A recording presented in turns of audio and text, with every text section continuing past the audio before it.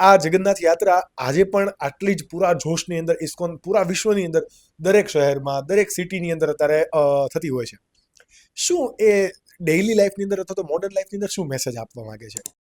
Hello audience, this is your host Akash Ukani and thank you for choosing this particular topic to watch. જો તમે આ podcast clip માટેનો ફૂલ episode જોવા માંગો છો તો તમે અમારી મેઇન યુટ્યુબ ચેનલ સ્કિલ જોગીને સબસ્ક્રાઇબ કરીને તમારી લાઈફ એન્ડ તમારા બિઝનેસમાં વેલ્યુ એડ કરી શકો છો. આવી અવનવી podcast clip every Monday, Wednesday and Friday જોવા માટે જો તમે કદાચ આ અમારી યુટ્યુબ ચેનલ સ્કિલ જોગી ક્લિપ પર નવા છો તો પ્લીઝ અમને સબસ્ક્રાઇબ કરો અને નોટિફિકેશન માટે બેલ આઇકન પ્રેસ કરો. અને જો તમે ઓલરેડી આ બેલ આઇકન પ્રેસ કરીને સબસ્ક્રાઇબ કરી દીધું છે then enjoy the video. Rathyatra જે છે આ હું તમને કહું કે વર્ષોથી ઉડીસામાં નીકળતી જે મૂળ રથયાત્રા જગન્નાથજી, ઇસ્કોનના સંસ્થાપક આચાર્ય કૃષ્ણ કૃપામૂર્તિ અભયચરણ બિંદ ભક્તિવેદાંત સ્વામી શિલ પ્રભુપાદજી બાળપણથી જ્યારે 5-6 વર્ષના હતા ત્યારે નાની રથયાત્રા કાઢતા. ત્યારથી એની ઈચ્છા હતી કે આ જગન્નાથપુરી ઉડતા જગન્નાથ ન રહે, એ જગન્નાથ જગતના નાચે, એ આખા વિશ્વમાં નીકળે. ત્યારે શિલ પ્રભુપાદજીએ આ રથયાત્રાની શુભારંભ કરી. લગભગ 1971-72 આજુબાજુ પ્રથમ રથયાત્રા વિદેશમાં ન્યુયોર્કમાં આજુબાજુ કાઢી અને ધીરે ધીરે ધીરે આજે આખા વિશ્વભરમાં આ રથયાત્રા નીકળે છે.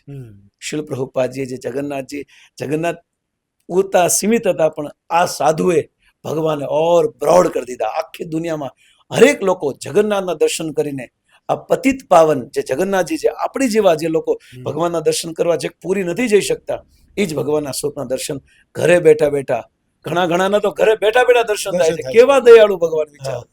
એટલા માટે આ જગન્નાથને આખા વિશ્વમાં બહાર કાઢ્યા ભક્તિવેદાંત સ્વામી શિલ પ્રભુપાદજી. આપણે જો કદાચ સુરતની વાત કરીએ, રાઈટ, જો કે અમે સુરતથી છીએ એટલા માટે સુરતની વાત કરીએ છીએ, બટ સુરત ઇસ્કોન ની અંદર જે આ જગન્નાથની દર વખતે હું છેલ્લા 2 વર્ષથી જોડાઉં છું યાત્રાની અંદર, એટલે મને ખ્યાલ છે કે એનો એક વૈભવ અલગ હોય છે, ચામ અલગ હોય છે, મેનેજમેન્ટ અલગ હોય છે. બધી જ વસ્તુની અંદર આપણને કંઈ કહેવાય કે અવ્યવસ્થા સર્જાય આવું ના દેખાય. તો આટલું બધું કહેવાય કે માઇક્રો પ્લાનિંગ સાથેનું મેનેજમેન્ટ કઈ રીતે પોસિબલ થાય?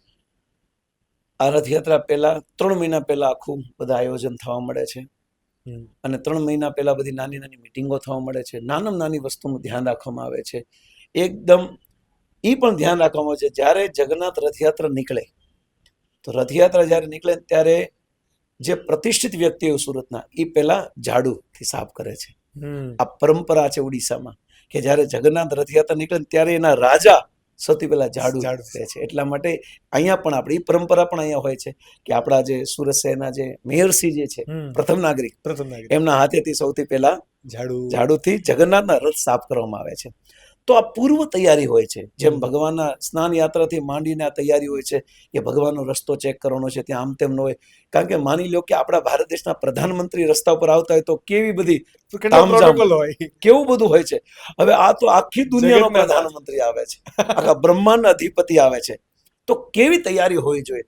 હકીકતમાં આ રથયાત્રામાં સેવા મળવી કે સેવા કરવી ને, આ અતિ સૌભાગ્યની વાત છે. કારણ કે આખી દુનિયાના જગન્નાથમાં આપણે નાની સેવા કરી રહ્યા છે. તો આ સેવા માટે બહુ બધાને અલગ અલગ કમસે કમ 37 થી 38 ડિપાર્ટમેન્ટ હોય છે આ રથયાત્રાની સેવામાં. અને ગઈકાલે અમે એક ફાઇનલ સન્ડે તો ફાઇનલ સેવા કરી અને 38 ડિપાર્ટમેન્ટ આની આખું વોચ રાખે છે. પણ હું જ્યારે ફાઇનલ મિટિંગ કરવાની થાય ત્યારે હું એક જ શબ્દ કહું, આપણે હર વર્ષની જેમ આ રીતે ફર્સ્ટ ક્લાસ મેનેજમેન્ટ સાથે દોરાવાર પણ આમ તેમ ન થાય એવું આપણે મેનેજ કરીએ છીએ અને બધા કરો છો. પણ અભિમાન કરવું નહીં, હાલ છે તો જગન્નાથની જ. આમાં કોઈ ચિંતા કરવાની જરૂર નથી. આપણે પૂરો પ્લાનિંગ કરો, આપણા સામર્થ્ય હોય, આપણામાં તાકાત હોય એટલી મહેનત કરો, પણ ચાલવાનું છે તો એનું એ ધારે એ જ થશે. પણ આપણે આપણી રીતે કોઈ ખામી ન થવી જોઈએ, એ રથયાત્રાનું આયોજન કરવું જોઈએ. તો આખા રથયાત્રામાં જ્યાં સુધી 2 વાગ્યાથી મિની બજારથી આપણી શરૂ થશે આ રથયાત્રા અને 7-8 વાગે અહીંયા સરથાણા જગતનાકા પૂરી થશે. ઈ રૂટમાં જ્યાં સુધી રથયાત્રા નીકળે ત્યાં સુધી 24 કલાક 15 થી 20 કાઉન્ટરો પ્રસાદના, કારણ કે જગન્નાથને પ્રસાદ બહુ ગમે, એટલે ખીચડી, ઢોકળા, ખીર, ફાડા લાપસી, સમોસા, જ્યુસ આ કન્ટિન્યુ ફ્રીમાં. કારણ કે શ્રદ્ધાળુ લોકો પોતાની ઈચ્છાથી જગન્નાથની સેવા નીકળે છે. અને જેટલા લોકોએ સ્ટોલ નાખીને સેવા કરી છે ને અસામેથી કે ભાઈ અમારે કાંઈ વાંધો નહીં, જગન્નાથ સેવા કોઈ ના ન પાડી શકાય. હા. અને લોકો સામેથી સેવા કરે છે, પછી એનો રિવ્યુ પૂછવામાં આવે ને, હમ. તો કે છે પ્રભુ મેં સ્ટોલ નાખ્યો, અમને પેલા દુઃખ થયું કે હારું એટલા બધા માણસો, હજારો લાખોની સંખ્યા માણસો, હારું આ બધું વ્યૂ જશે, હારું નુકસાન નહીં થાય ને, પણ ઠાકોરજી 10 ગણો નફો કરાવે છે. ત્યારે અમને વિશ્વાસ બેસે છે કે યાર આ તો આપણે ખોટા ચિંગુસાઈ કરતા હતા, એટલે એ વર્ષે મેં 10 ગણું વધારે આપીએ છીએ.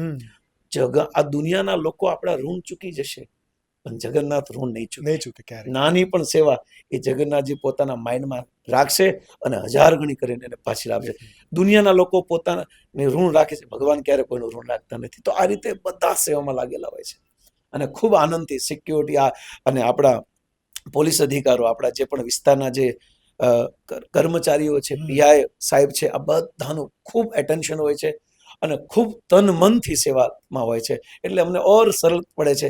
અને અમારી પણ મંદિરની પણ 2 સિક્યુરિટી આખી ટીમ હોય છે, જે આખી રથની આજુબાજુ, કારણ કે એ ચિંતા હોય ને કે એટલી બધું માણસો, કારણ કે ભાવમાં હોય ત્યારે કોઈને ભાન ન હોય, ભાવમાં ભાન ભૂલી જાય, અને ભાન હોય ને ભાવ ન હોય. તો જ્યાં ભાવ હોય ત્યાં ભાન રહેતી નથી, એટલે ગમે થાય. એટલે અમારી પ્રોટેક્શન માટે 24 કલાક એક ટીમ હોય, જ્યાં સુધી રથ ન પહોંચે ત્યાં સુધી એકદમ બહુ અલર્ટતાથી. તો આવી ઝીણી બધી જ મેનેજમેન્ટ હરેક ઇસ્કોનના મંદિરમાં હોય છે, જેના કારણે અમે બેસ્ટમાં બેસ્ટ ભગવાનને આ દુનિયાની સામે પ્રેઝન્ટ કરી શકીએ. કારણ કે અવસર છે આપને ભગવાનને બતાવવાનો, દુનિયાને દર્શન કરાવવાનો. આ અવસર બીજી વાર મળવાનો નથી. તો બની શકે એટલો બેસ્ટ દર્શન કરાવી શકે એવા મેનેજમેન્ટ સાથે રથયાત્રામાં પ્રત્યેક ઇસ્કોનના મંદિરો રોડ ઉપર નીકળે છે.